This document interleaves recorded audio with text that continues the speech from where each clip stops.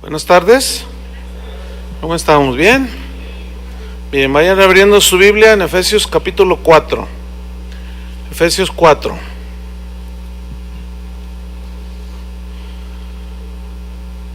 Pongan un título a la clase: El andar del cristiano. El andar del cristiano. ¿Cuántos son cristianos? Bueno, vamos a leer Efesios 4 hasta el 6. Dice así: Yo pues, preso en el Señor, os ruego que andéis como es digno de la vocación con que fuisteis llamados, con toda humildad y mansedumbre, soportándoos con paciencia los unos a los otros en amor, solícitos en guardar la unidad del Espíritu en el vínculo de la paz. Un cuerpo y un espíritu, como fuisteis también llamados en una misma esperanza de vuestra vocación. Un Señor, una fe, un bautismo, un Dios y Padre de todos, el cual es sobre todos y por todos y en todos. El apóstol Pablo nos lleva de la doctrina, de la revelación, de la teología, podríamos decir, a la práctica. Nos lleva del conocimiento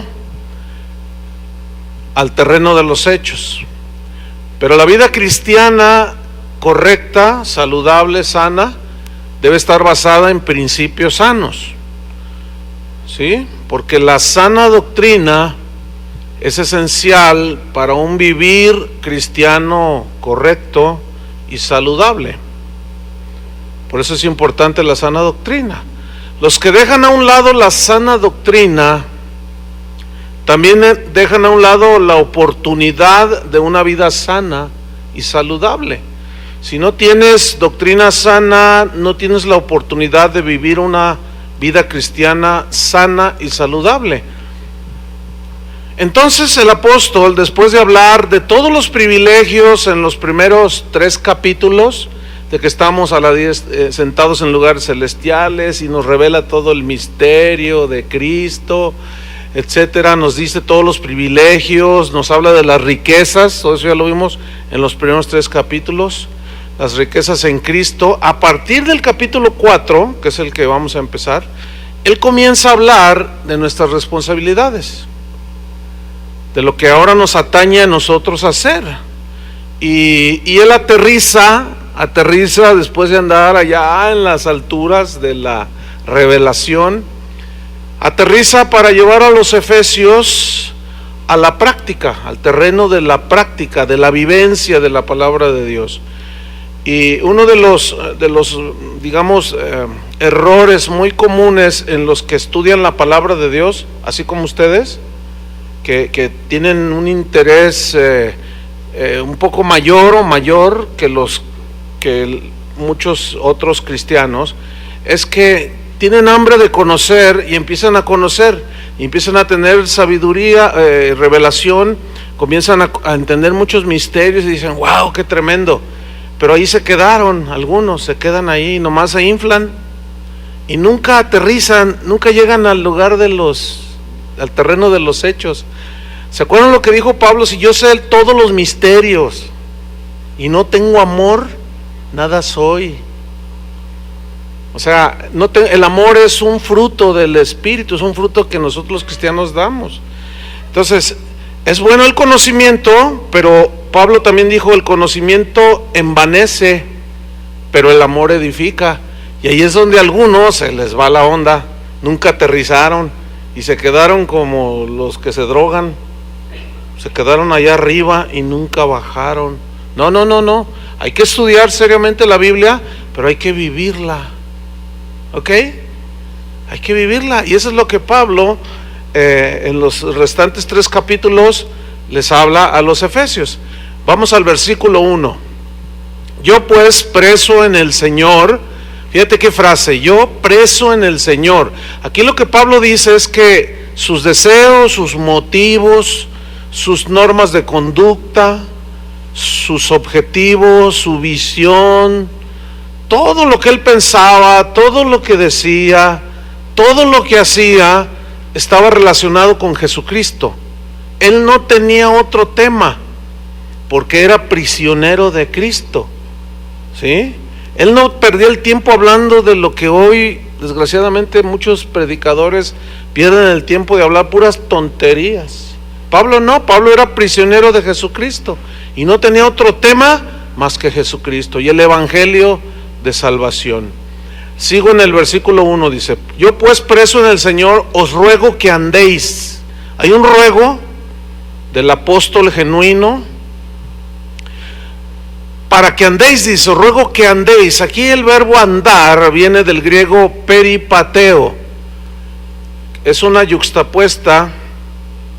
Peri significa alrededor y pateo significa andar, ¿sí? Peri, de ahí se deriva la palabra periférico. ¿Qué es el periférico aquí en la ciudad o en una ciudad? Es lo que rodea a la ciudad, ¿cierto? Entonces aquí el andar, peripateo, habla del andar alrededor de. Entonces Pablo está diciendo: yo les ruego que ustedes anden alrededor de ¿qué? Y él empieza a enfatizar alrededor de la conducta cristiana, como le corresponde a un cristiano. En Efesios 4:17,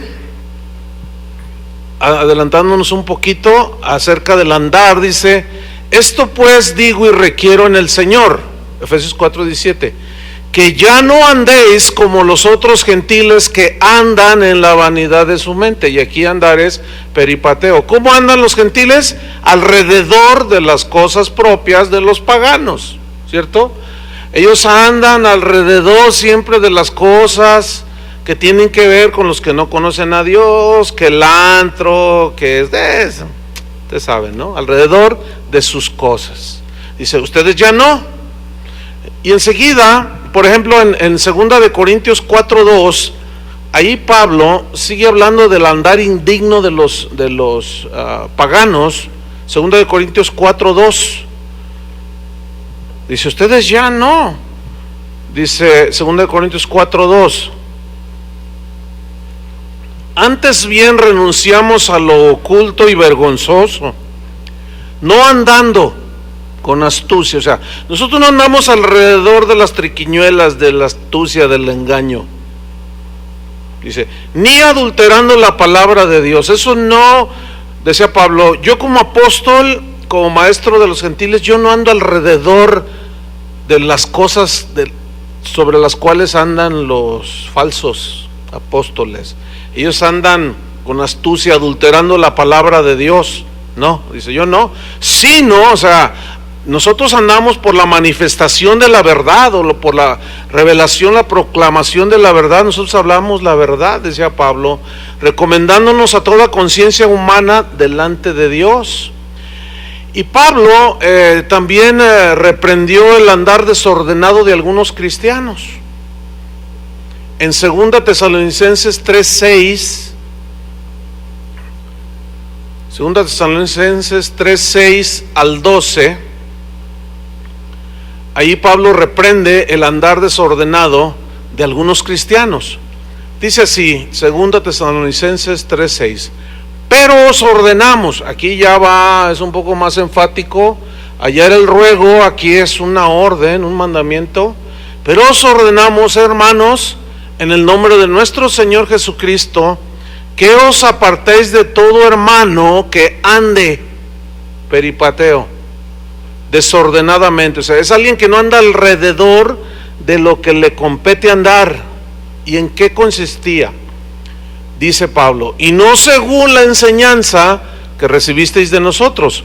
Versículo 7, porque vosotros mismos sabéis de qué manera debéis imitarnos, pues nosotros no anduvimos desordenadamente entre vosotros. Nosotros no anduvimos, dice, desordenadamente. Versículo 8, ni comimos de balde el pan de nadie, sino que trabajamos con afán y fatiga día y noche, para no ser gravosos a ninguno de vosotros, no porque no tuviésemos derecho, o sea, del sostén, sino por daros nosotros mismos un ejemplo para que nos imitaseis, porque también cuando estábamos con vosotros os ordenábamos esto: si alguno no quiere trabajar, ¿qué? Tampoco coma.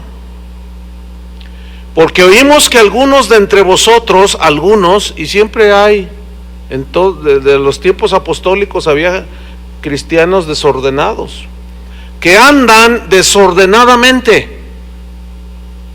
No hacen lo que tienen que estar haciendo. Dice, no trabajando en nada, sino entremetiéndose en lo ajeno. O sea, esa frase entremetiéndose en lo ajeno significa que vivían a costa de otros. Tengan mucho cuidado con aquellos que siempre están pidiendo dinero,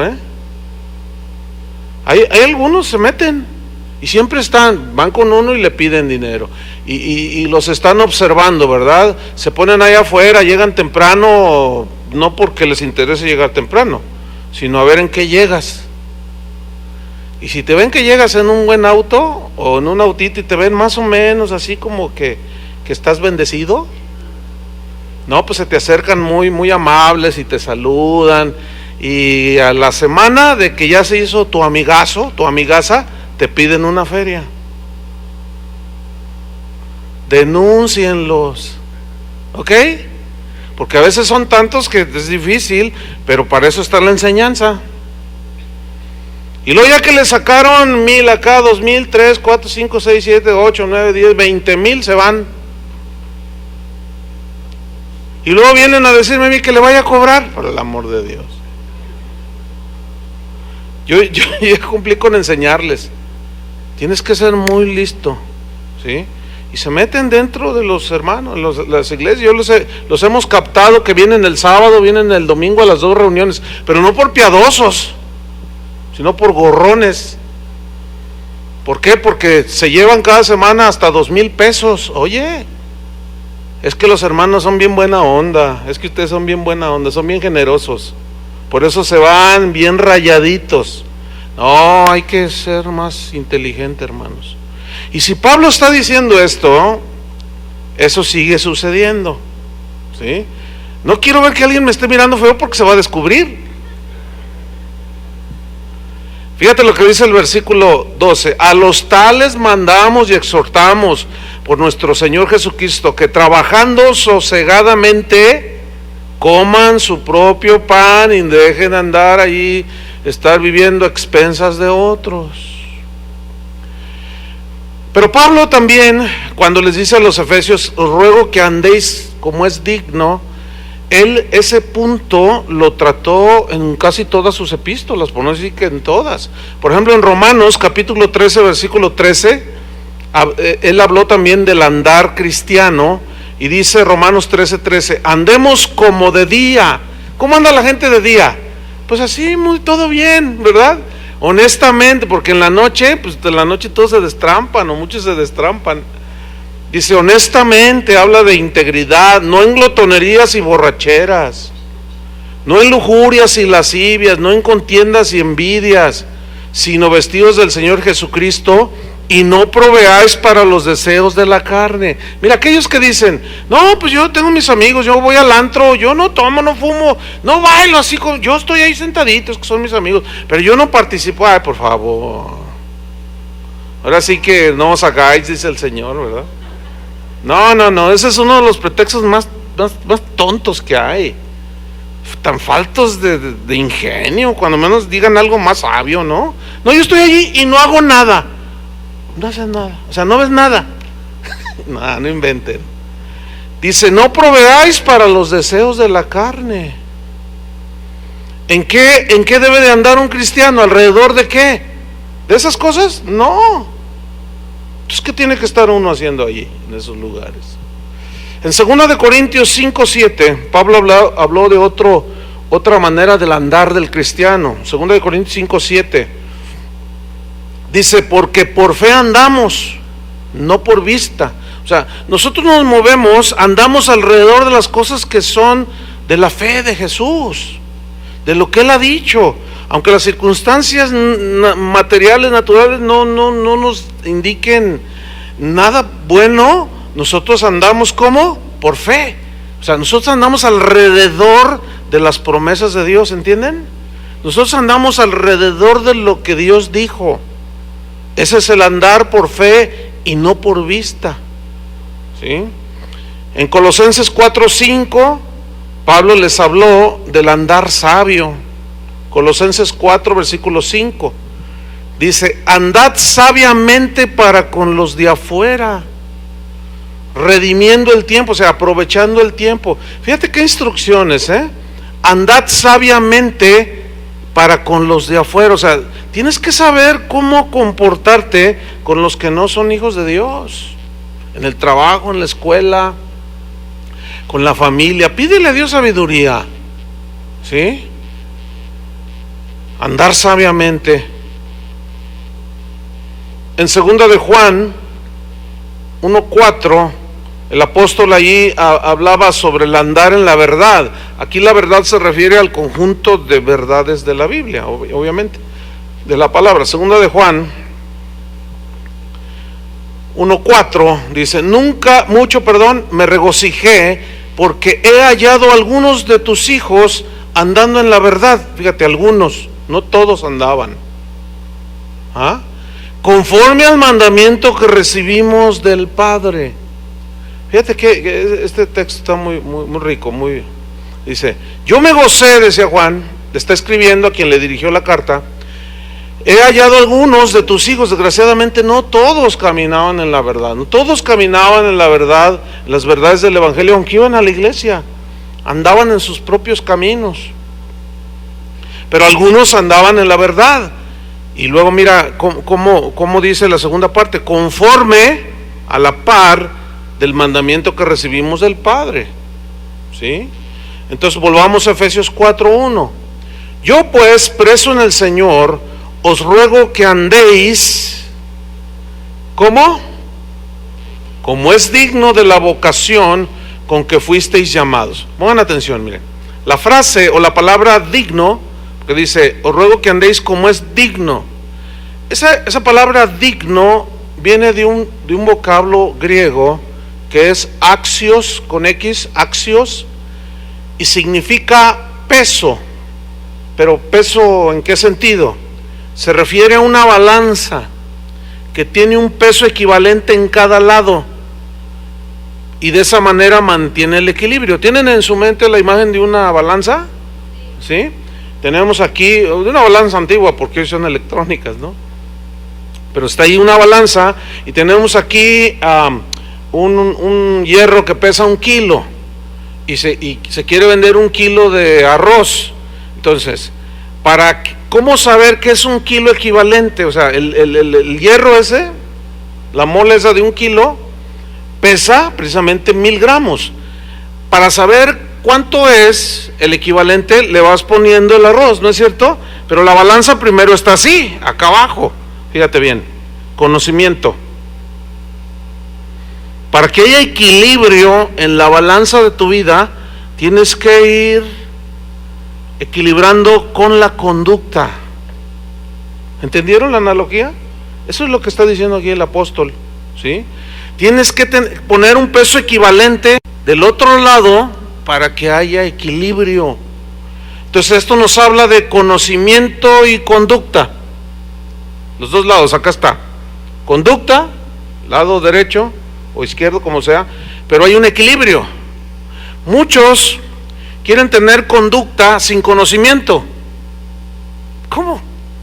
Lo mismo es ineficaz tanto como el conocimiento sin conducta o sin frutos. Siempre está el equilibrio, ¿sí?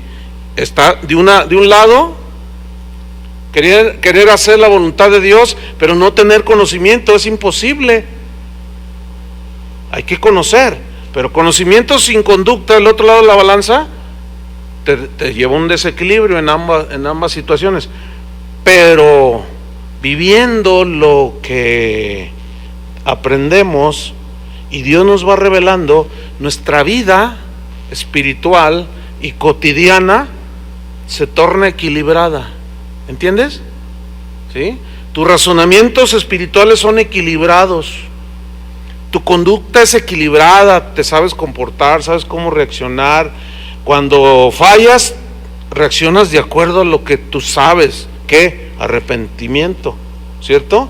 Pides perdón, recibes el perdón, sigues adelante. Entonces, hay un equilibrio.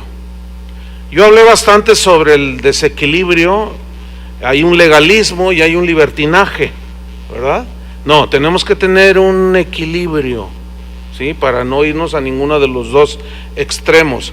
Santiago, en Santiago 1, 22 al 24, habla precisamente de este equilibrio entre el conocimiento y las obras o la conducta. Conducta es sinónimo de obras aquí. Se los voy a leer esos 3 versículos en una versión amplificada. Santiago 1:22 dice: pero no es suficiente solo oír el mensaje de Dios, hay que obedecerlo. Me gusta esa traducción. Sin hacer lo que dice, se están engañando a sí mismos. El que oye el mensaje de Dios sin obedecer lo que dice es como el que se mira en un espejo. Se mira en el espejo, se va y pronto se olvida lo mal que se veía, dice ahí en este. Entonces vemos un equilibrio en la conducta y el conocimiento, ¿sí?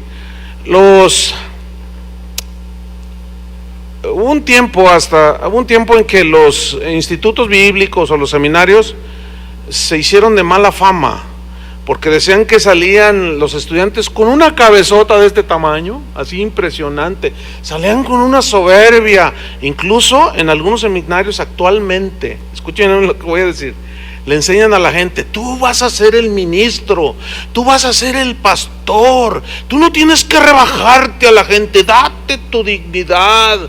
No seas de esos que andan con todo mundo. No, tú con un porte, camina, anda, habla, digo, ¡ah! ¡Qué espantoso! Hasta se me revolvió el estómago. Y estos salen, uy, ¿verdad? Con una cabezota que, ¿para qué te cuento?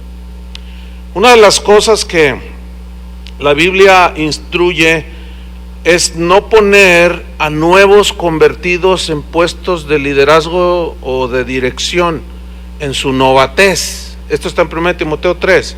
Dice: no un neófito, no sea que envaneciéndose caiga en la condenación del diablo, o sea, en el orgullo. ¿Por qué? Porque dice: pues yo apenas tengo 1 año, 2 años y mira, yo ya predico, yo ya esto, yo ya lo, al rato para bajarlo. Y estos, mientras más suben, más dura es la caída. Alguien dijo por allí que cuando alguien está orgulloso es porque el fuego del corazón se le apagó y se le subió el humo.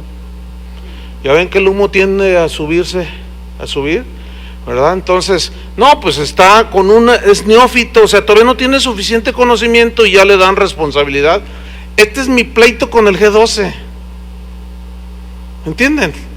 Esa es mi controversia con el G12, porque fabrica un montón de cabezones, un montón de gente sin carácter, sin vivencia, que lo llenan de cierto conocimiento y lo peor, de cosas bien torcidas. Y al rato allá anda: yo ya soy líder de no sé qué y quién sabe cuánto. Bueno, volvamos a Efesios 4:1. Yo pues, preso en el Señor, os ruego que andéis como es digno de la vocación con que fuisteis llamados. Aquí la palabra vocación viene del griego klesis. Y klesis significa llamamiento de Dios. Pablo, en primera carta a los Corintios y en Romanos también, en el primer capítulo, él habla de que fuisteis llamados a ser santos, ¿sí? Fuisteis llamados a la comunión con Cristo. Entonces, esa es la vocación. Fuimos llamados a la comunión con Cristo, nacemos de nuevo, pero fuimos llamados a ser ¿qué? Santos, apartados para Él, vivir para Él. Y luego dice el versículo 2, volviendo a Efesios 4:2, dice: con toda humildad. Y ya la humildad tiene que ver con el desarrollo del carácter de cada cristiano. ¿Me estoy explicando? ¿Sí? Y aquí la palabra humildad viene de un término griego de difícil pronunciación, ahí se los debo, pero significa en el griego, pensar con docilidad. ¿En relación con qué? Pensar con docilidad. Habla de un sentimiento.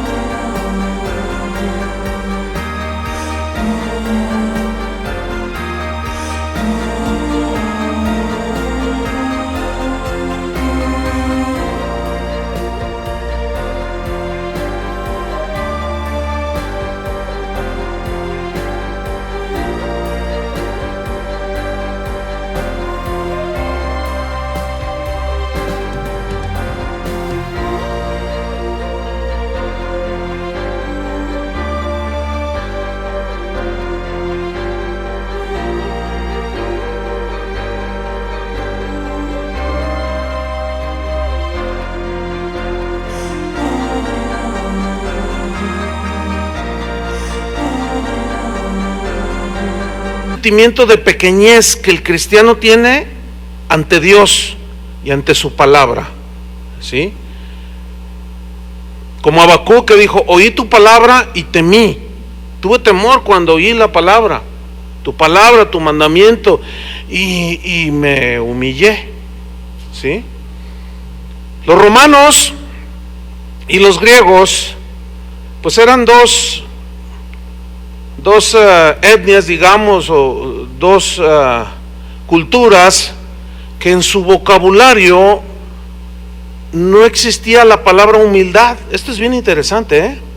Tú búscate en los filósofos, en la filosofía y en la cultura romana, y no te vas a encontrar en su vocabulario nada que hablara de la humildad. Al contrario, ellos usaban términos que precisamente exaltaban el orgullo, ¿sí?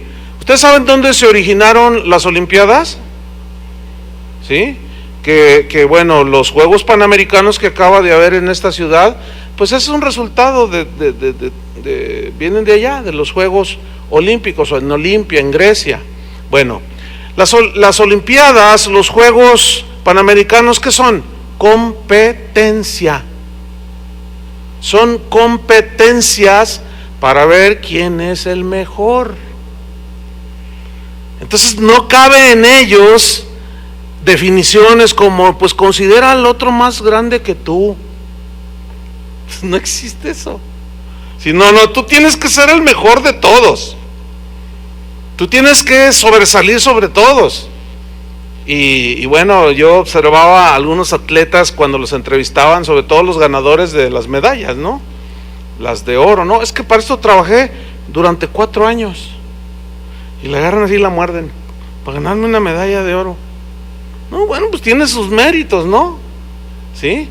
Pero fíjate cómo los van preparando, por ejemplo, en países que son potencias, pero potencias deportivas, desde niñitos, como Cuba, como Rusia, como los Estados Unidos, desde chiquititos, les van metiendo: tú eres un campeón. ¿Saben de dónde viene la frase? ¿De dónde se originó? Sé un campeón, saca el campeón que hay en ti, allá en Gringolandia.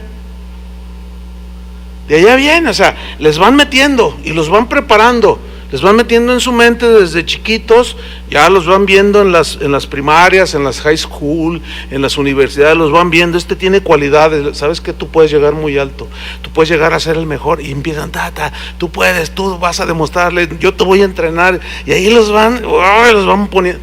Nada que ver, o sea, fíjate lo que estoy diciendo, que en estas dos culturas no usaban, no hay en su vocabulario nada que hablara de la humildad. Al contrario, todos sus términos eran de orgullo, ¿sí? Los romanos, imagínate el imperio más poderoso, de los más poderosos en su tiempo. Casi todo el mundo, digamos, el occidente estaba, y el asiático, en Asia, estaba dominado por los romanos. Imagínate, el César se creía Dios. Y decían, César, ¿verdad? El Quirios, el Señor, y se sentía Dios y decía, póstrense. O sea, nada que ver. El día de hoy, bueno, ya saben, ¿no? Sé un campeón, sé un triunfador, un ganador. No te conformes con lo que eres, ni con lo que tienes. Tú puedes, saca el potencial. Bueno, la humildad es algo que tiene que ver con el cristiano. Es un rasgo en la vida, debe ser un rasgo en la vida de un cristiano. Pero ¿cuál es la definición, dije, de humildad aquí? Es pensar con docilidad, es tener una actitud, un pensamiento de pequeñez ante Dios y su palabra, ¿sí? Contrario a lo que enseñan muchos hoy, de que hasta dicen que somos dioses, imagínate nomás. Filipenses 2:5, este es un pasaje que nos ilustra perfectamente lo que Pablo está diciendo y que contrarrestaba con la cultura griega y con la cultura romana, y que las culturas de hoy van de la mano, ¿sí? Van de la mano, todo el mundo compite con todos. Dice Filipenses 2:5, haya pues en vosotros este sentir que hubo también en Cristo Jesús, el cual siendo en forma de Dios, no estimó el ser igual a Dios como cosa que aferrarse, sino que se despojó a sí mismo, tomando forma de siervo, hecho semejante a los hombres, y estando en la condición de hombre, se humilló a sí mismo. Fíjate, se humilló a sí mismo. O sea, ante el acuerdo que tuvo con el Padre de que viniera a morir por nosotros, él dijo que él venía a hacer la voluntad de su Padre. ¿Se acuerdan? Dice, nadie me quita la vida, yo la pongo porque yo lo quise hacer. O sea, él sometido como hombre a la voluntad del Padre, ¿sí? Se humilló a sí mismo, haciéndose obediente. Entonces, una característica o un resultado de la humildad en el cristiano es la obediencia. Porque lo contrario es el orgullo, la rebelión, ¿no es cierto? ¿Sí? Un padre le dice a su hijo, hijo, ve y compra esto. No voy. ¿Y por qué yo? Manda a mi hermana, la típica, ¿no? ¿Y por qué yo? ¿Por qué siempre me mandas a mí? Y el padre le dice, porque te estoy mandando a ti. No, ¿y por qué no mandas a ellos? Siempre a mí, siempre a mí, siempre a mí. Y se rebela. Y aplicándolo espiritualmente acá a nosotros, siempre es muy parecido, ¿no? ¿Y por qué a mí, Señor? ¿Por qué a mí? ¿Y por qué a los otros sí los bendigo? ¿Y por qué a mí no? ¿Y por qué a mí no? ¿Y por qué a mí me pasa esto? ¿Y por qué? Sí. No hay una actitud humilde de aceptar que Dios está tratando con uno. No hay una actitud humilde cuando Dios te habla, que dejes aquello, que cambies tu comportamiento, que cambies tu manera de ser. Y hay soberbia. No, pero es que también Él es. Entonces tú estás y Él me hace y yo le hago y le respondo. Ese no es el andar cristiano, ¿verdad que no? Ese no es andar como es digno. Entonces Pablo se mete fuerte allí, porque bueno, muchos de ustedes ya van para su graduación y ya saben muchas cosas. Pero si les contara cada caso de los que nos damos cuenta, ¿por qué nos damos cuenta? Bueno, soy el pastor y uno se da cuenta de muchas cosas. Pero les voy a decir un par de ellas nada más. Una vez una señora, llamó por teléfono, o me mandó un correo más bien, porque el teléfono fue otro caso. Me dice, pastor, pues mire, yo, pues me da mucha pena lo que le voy a decir, pero yo tengo una queja contra mi esposo. Mire, él ya se graduó del Instituto Bíblico, pero ¿sabe una cosa? Se puso peor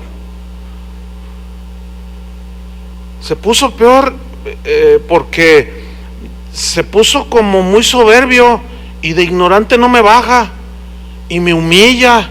Y le voy a decir algo, pastor, el otro día me golpeó y se acaba de inscribir en el Ministerio de Misiones. No, pues va pronto. Toño Lázaro, bájame a ese, quítame a ese. Pues claro. O sea, trae la cabezota acá y nunca aterrizado. O sea, fíjate, en lugar aprendió, escuchó esta clase, y en lugar de tener una actitud humilde ante Dios, y porque más adelante Pablo habla de amar a la esposa, aquí es en Efesios, ¿sí? Capítulo 5. Maridos, amad a vuestras. Como que entendió lo contrario. Yo no me acuerdo haberle dicho, ve y dale una bofetada a tu esposa. Yo no me acuerdo haber dicho eso. Entonces, ¿qué onda allí? No es el andar cristiano, digno. Tenemos entonces que ponerle cartas ahí en el asunto, pedir la gracia de Dios y que el conocimiento, ¿sí?, llegue a la práctica. Pedro lo puso de esta manera, dijo así, 1 de Pedro 5:5. Él está dando instrucciones apostólicas también, y luego les dice a los jóvenes algo interesante, porque el joven, lo que distingue al joven es su rebeldía, ¿no es cierto? Porque ya pues los adultos ya van aprendiendo a base de experiencias, ¿no? Y les dice, igualmente jóvenes, estad sujetos a los ancianos. Aquí se refiere a los ancianos, aquí puede tener una aplicación a los pastores de la iglesia, pero también a la gente adulta, que un respeto. Y todos, dice, sumisos unos a otros. Habla de un respeto, ¿verdad? Unos a otros, revestidos de humildad, dice. Y utiliza un término que Pablo usa en otras de sus epístolas, vestidos del Señor Jesucristo. Revestidos, ponte el vestido de humildad, porque Dios, ¿qué dice? Resiste a los soberbios. Y la palabra resistir es rechazar, ¿eh? Dios, ¿qué rechaza? A los soberbios. Y le da gracia a los humildes. O sea, gracia es aquí en el sentido de favor, ¿sí? Les da su favor a los humildes. Y luego dice versículo 6, que ahí nos amplía un poco más la definición de humildad, que es tener una actitud de pequeñez ante Dios y su palabra. Dice, humillaos pues. Ese pues significa que los jóvenes andaban bien rebeldones, por eso les escribió eso. Y sigue igual el asunto, porque ese es un rasgo de la naturaleza del joven, ¿sí? Y algunos no tan jóvenes.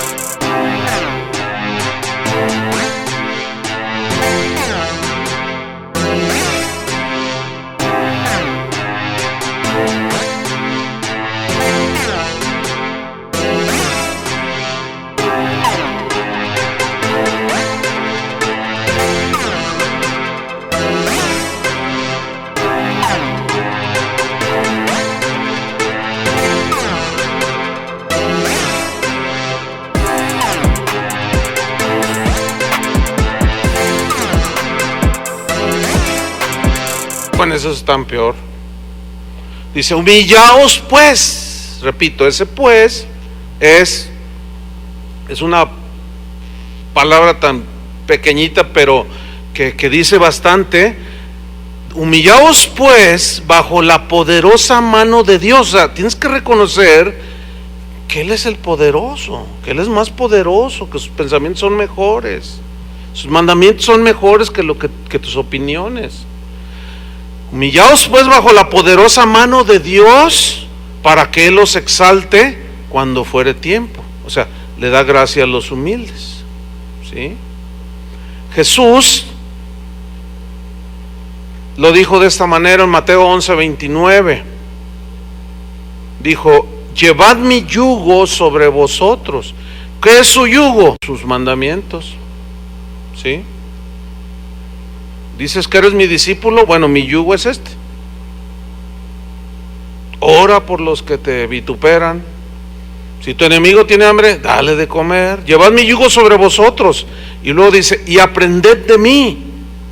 Y esto va de la mano con Filipenses 2 que leímos, que no estimó el ser igual a Dios, sino que se despojó y se hizo obediente hasta la muerte. Y aprended de mí que soy, ¿qué?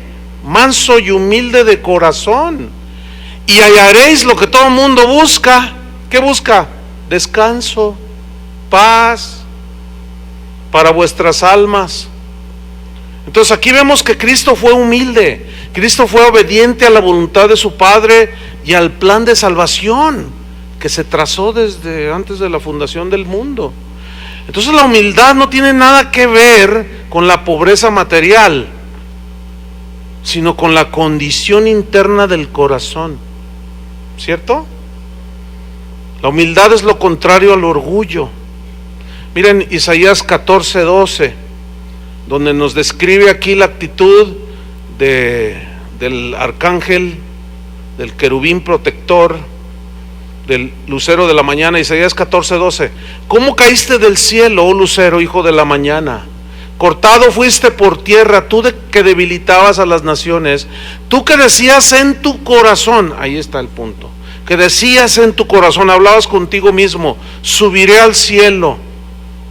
Ven, este es el lenguaje de los triunfadores. Subiré al cielo en lo alto, me colgaré la medalla de oro, sacaré el campeón que hay en mí, porque todo lo puedo, lo declaro y lo logro. Tengo sueños grandes. Cálmate, diablo.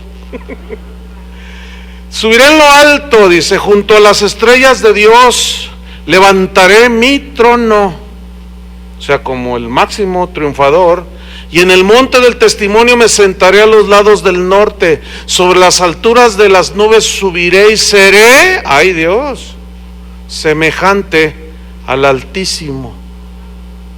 Seré igual que Dios.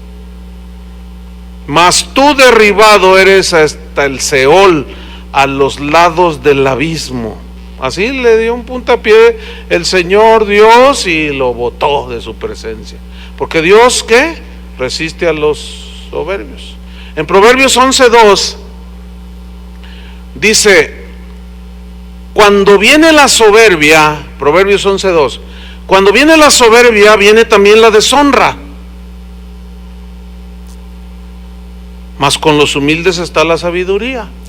Y es de sabios reconocer que Dios es el Todopoderoso. ¿Cuántos dicen amén? Es de sabios reconocer que Él es no solo el creador, no solo el proveedor, sino también es el legislador. Y Él legisló sus leyes. Y esas leyes Dios espera que sean obedecidas, ¿cierto? Con los humildes está la sabiduría y reconocen. Jesús dijo en Mateo 5:3, bienaventurados los pobres en espíritu, porque de ellos es el reino de Dios. Aquí la pobreza de espíritu habla de una actitud de no autosuficiencia. Es decir, es que yo no tengo nada en mí, ¿sí? Yo necesito depender de Dios. Yo no necesito depender de mi sabiduría. Era lo que Dios le enseñó a Pablo cuando le puso el aguijón, ¿se acuerdan? Porque se ensoberbecía, y para que la grandeza de las revelaciones, dijo él, no me enaltecieren sobremanera, me fue a dar un aguijón. Un mensajero de Satanás que me diera con todo. Y yo le pedí al Señor que me lo quitara, y ¿se lo quitó el Señor? No. ¿Por qué? Y Pablo no se rebeló contra Dios. ¿Por qué? Porque Pablo reconocía que lo necesitaba.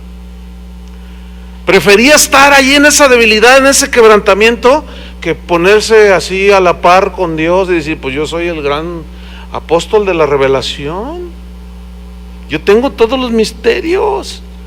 Y Pablo reconocía que era una debilidad. En realidad todos los seres humanos tenemos ese punto, Y lo que apelan muchas de las doctrinas de hoy es al orgullo, al ego. Fíjate qué incongruencia. Eso es lo trágico de las doctrinas que hoy se manejan, la prosperidad, la confesión positiva, es puro orgullo. Todo eso exalta el orgullo.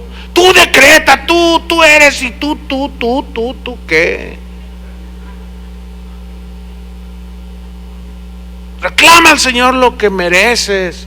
Tú mereces todo el infierno, no se les olvide eso, pero por gracia Dios nos ha salvado. ¿Cuántos le dan gracias?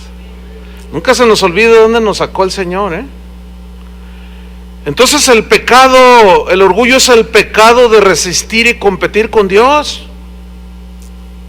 Resistes a Dios, compites con Dios, compites con su palabra.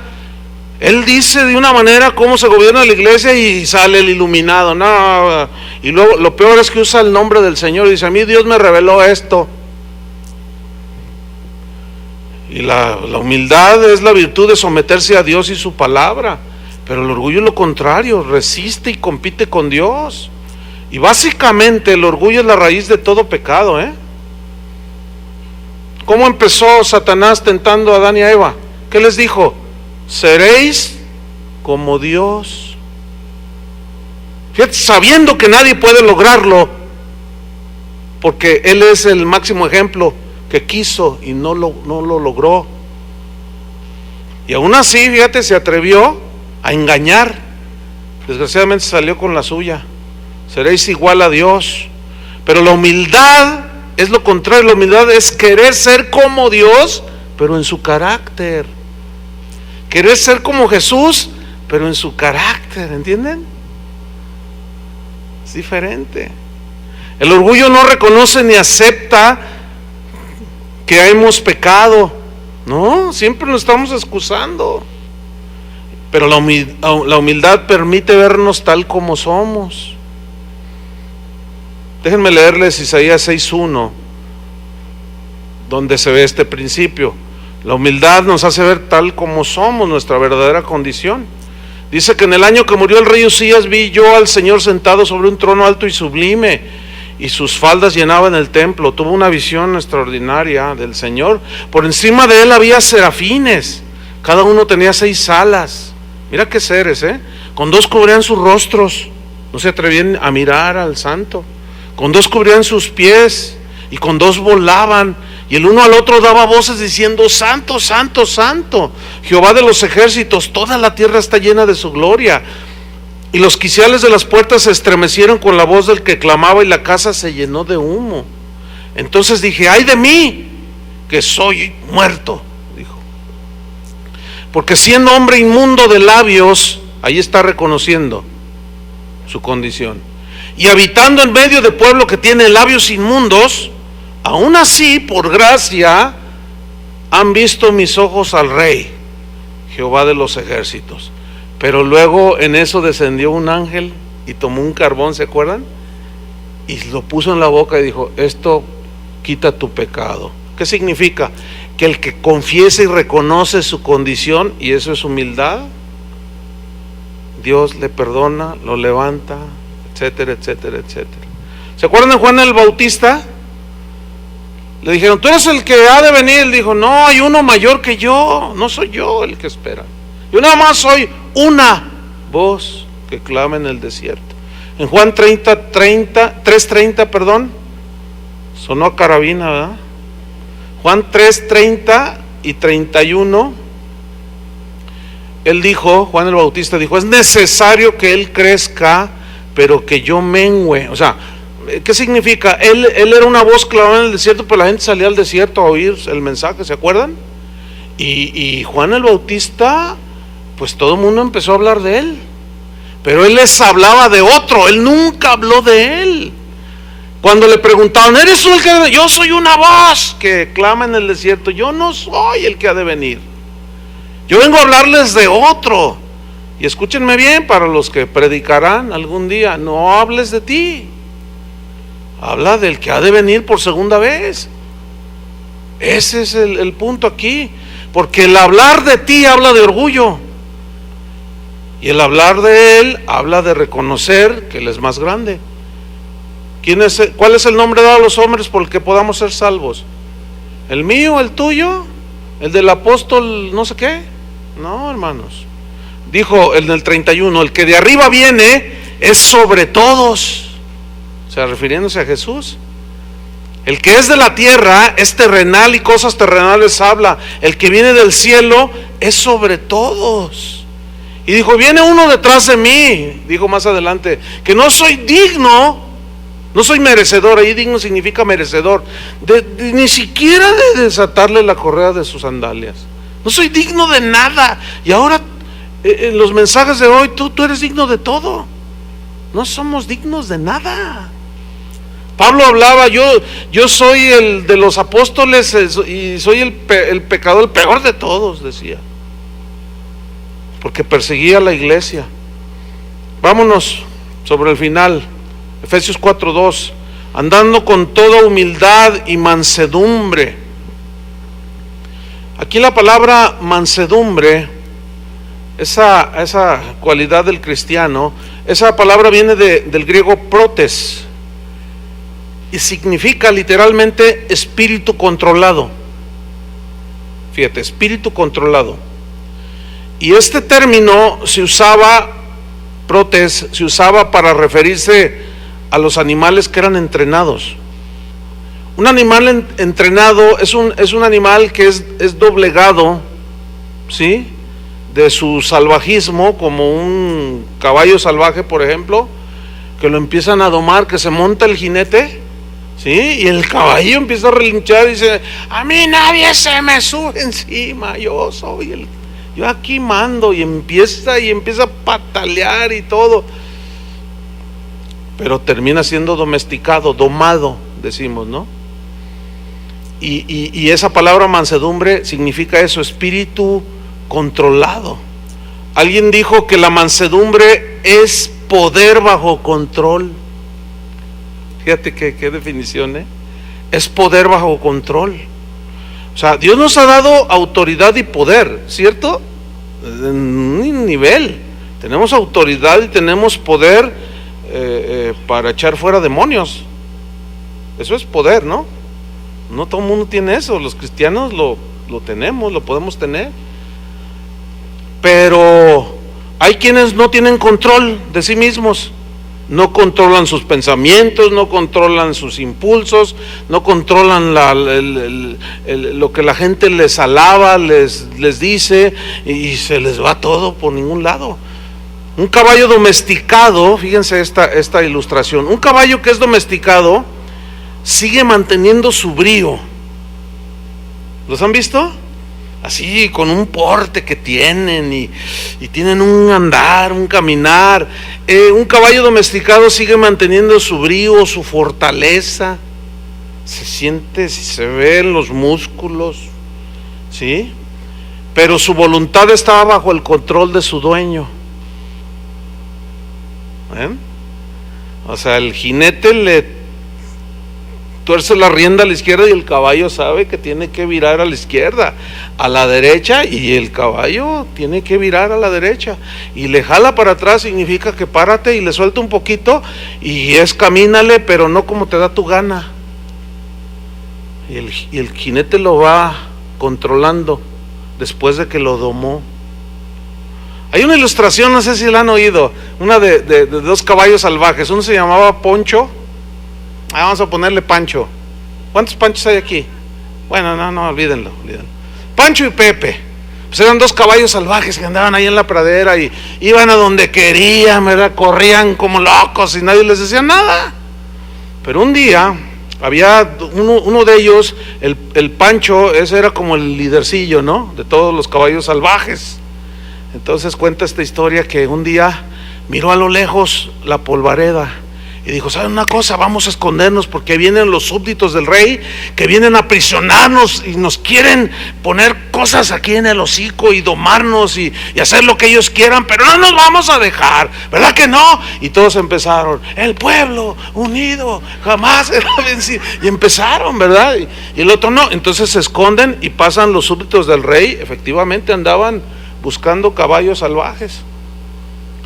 En una de esas, uno de los caballos salvajes se llamaba Pepe, que se descuida y que lo ven, se movió por ahí entre las ramas y dijeron, acá está uno, y se van sobre de él y lo cercan y lo aprisionan a Pepe, el caballo salvaje. Entonces Pancho, acá en su idioma, le decía, suéltate, revélate, no dejes que nadie se te monte. Y lo iba siguiendo a cierta distancia sin que lo miraran, y le iba diciendo, no vayas a permitir, cuando te encierren, tú trata de brincar la cerca, pero nunca permitas que nadie se te suba encima. Entonces llega Pepe y lo meten en un corral, y ahí está el caballo salvaje, ¿verdad?, queriendo hacer su voluntad y salirse, y empieza a tratar de brincar, pero la barda estaba muy alta. Al siguiente día entran 4 hombres con lazos y lo alazan del cuello y luego de aquí y de acá, y se le monta uno, y por ahí andaba el Pancho. Y esos Panchos siempre hacen sus panchos, y esos Panchos siempre están en la iglesia, siempre le están diciendo a los que quiere el Señor domar, que no se dejen. Y ahí estaba el Pancho, ¿verdad?, en su idioma, y le mandaba recaditos con las ardillas. No permitas que nadie se te suba, Pepe, y no permita. Entonces llega la mañana y lo lazan, y se le monta un jinete y empieza él a brincar, y el Pancho le mandaba recados, no dejes, tú bríncale y no permitas que nadie te dome. Y así estuvo por 15 días el Pepe, hasta que fue minando su fuerza y dijo, no puedo con estos, no puedo más. Y se doblegó ese caballo salvaje, ¿sí? Y el Pancho, no, eres un cobarde, eres un mediocre, nunca vas a ganar ni una medalla en los Panamericanos, nunca vas a ser un triunfador, porque tú debiste haberte sobrepuesto a todos, eres un pobre caballete. Y el Pepe agachaba la cabeza y aguantó todos los vituperios del soberbio Pancho. Y pasó el tiempo, y vino una sequía, un hambre. Los prados empezaron a secar, y los caballos salvajes empezaron a tener hambre, no había agua. Entonces un día se vio a lo lejos una polvareda, y el Pancho todo debilitado, cuidado, ahí vienen los súbditos del rey, no se dejen agarrar, como ese cobarde ¿se acuerdan del Pepe? No sean como él, ustedes sean libres.